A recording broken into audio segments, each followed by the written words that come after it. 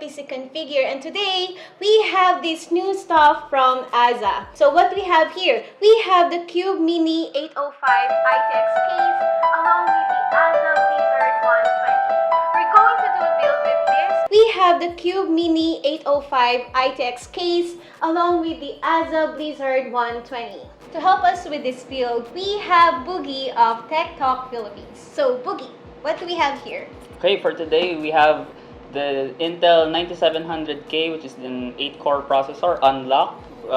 Together with that, we have the MSI Z390i Gaming Edge AC, which is an ITX board. We have 16 gigs of G-Skill Trident Z memory running at 3200 megahertz. Yan. RGB goodness. Also, for storage, we have Crucial P2 NVMe M.2 500 gigs, and we have the BX500, which is a terabyte of storage for everything else. For our power, we have the FSP Dagger Pro 650 watts fully modular power supply with 80 plus gold certification. Okay, since we're doing a gaming build, we have the Zotac Gaming RTX 2070 Super with 8 gigs of memory. Okay, and lastly for cooling, we can't forget that because we have an unlocked processor. We have the Azza Blizzard 120mm AIO liquid cooler.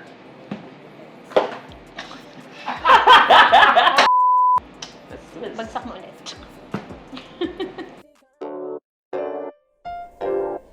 Yeah. PC config, PC config, PC config, PC config, yeah. PC config, PC config, PC config, PC config, yeah. Kailangan na ng bago. Gusto ko na maglaro eh. O kaya gamitin pang trabaho. Ang bagal na luma, kailangan ko ng bago. Palitan ng bago. Saan pupunta? Doon tayo, sulit ang presyo. Di ka na maghahanap, silang bahala. Kasi alam mo naman na sila'y katwa-tiwala. Yeah. Busy config, busy config, busy config, busy config, busy config, busy config. Sigurado ka dito. Okay, so we have the Azza Cube Mini 805. It's just an ITX case. Tignan mo, medyo different to from what we're used to na regular box lang na nakatayo. It goes in this parang pedestal niya, right, like so. Tapos secured siya with 3 screws sa likod. Yun. Yeah, that's how it should look like. Tapos it has 2 sliding tempered glass panels here. Tapos one in the front. Then we have it comes in the box with a 140mm RGB fan and an 80mm sadly non-RGB fan in the rear, pero okay na siguro, hindi mo makikita. So siguro mamaya na natin kabit sa stand kapag nakabuo na lahat, no? Para mas madali lang ang buhay natin. Okay. Ayaw siya, pinakamahirap na part. Why? Try mo para malaman mo. Ask any builder. Oh, sorry po. Wala, sira na. Magdadabog na. No, it should be like Yan, Kaya ko to. I'm a strong and independent. Masugatan yan, ha? Nakapag-umpisa na ako sa generic.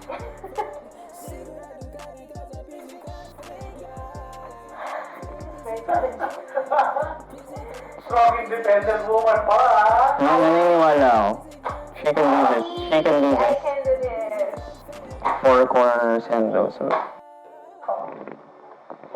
I need to hear one more snap. That's it. No more. Yun. See? See? Wow! I can do it! Congratulations. Okay. Line it up. Nasaan na? Balik ko ng bakugan. You know. Hey! We're in! Hindi. How would you know it's the ano? Pag nag-line up na yung I.O. niya sa likod with the It's I.O. not the other sheet. way around. Huh? No, it only goes one way. One way lang. Ayan o. Okay. Okay, so since we're dealing with an ITX build, medyo pinag-iisipan mo dapat yung cable runs mo and everything dahil maliit ang working space natin. So first hurdle na nga natin, kasi nga diba dahil ITX, maliit ang form factor natin, medyo masikip ang ang area natin. So yun, kumuha nito, kailangan nakaabang na siya dahil dadaan siya sa likod ng board. So tatanggalin ko ulit to. Puta, hindi ko pwede screw. Hindi mo na-screw yung motherboard, lalagay ko na muna. Lalagay ko na muna to. Pero with regular units, Di ba mas gusto mo masikip? chassis, Mas motherboard. on regular chassis, mas forgiving yun kasi medyo maluwang yun. So kahit magkamali ka, pwedeng yun. Pero dito, you have to be in order talaga when you're putting in the parts. Hindi naman rule yun, pero para lang mas madali ang buhay mo Okay. when you're building it. Our SFX power supply comes with an adapter. So, pwede yun. Dahil smaller siya, para it takes up the space ng regular ATX power supply. Okay, so one more thing kapag ITX ang build mo, it's better na nakasaksak na yung cables mo going to your motherboard kasi mamaya when everything is in place, mahihirapan ka na dahil everything is so tight. Akala ko gusto mo type. Ano? So here's now our finished build of the Azza Cube Mini 805. So Boogie, what happened while building this cube? Well, since yun nga, yung sinabi natin kanina, it's an ITX build. So mid-build, medyo nagkaroon tayo ng konting problema. Meron clearance issues with the 2070 Super that we had. So unfortunately, the only other option for us is a 1660 Super. Okay pa naman yun. It's almost a 2060 just without the RTX cores and I think DLSS.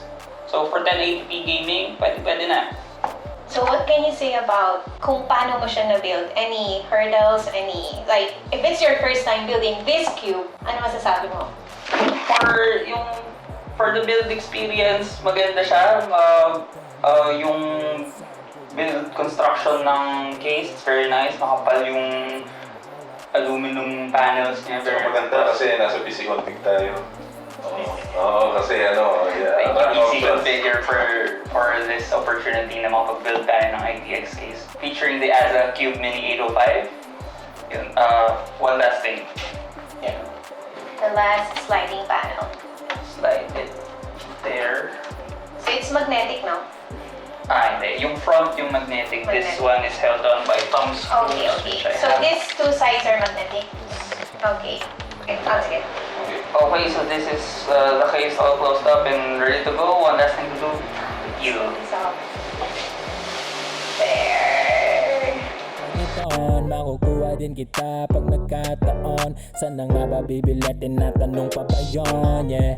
Kailangan ko ng bago, dun ako bibili kasi saan sigurado. Ipaubaya sa eksperto, yoko ng komplikado. Di ka na tara, samahan mo akong bumili sa PC Config, PC Config, PC Config, PC Config, PC Config, PC Config. Di ka na mabibigo dito sa PC Config, yeah. PC Config, PC Config, PC Config, PC Config, PC Config. Again, this is Ivy of PC Configure. You can find us on our Facebook page, PC Configure Computer Center. So kindly like and subscribe. Also, this is Boogie U from TechTalk.ph. You can find us on our socials. We're on Facebook, YouTube, and Instagram, TechTalk.ph.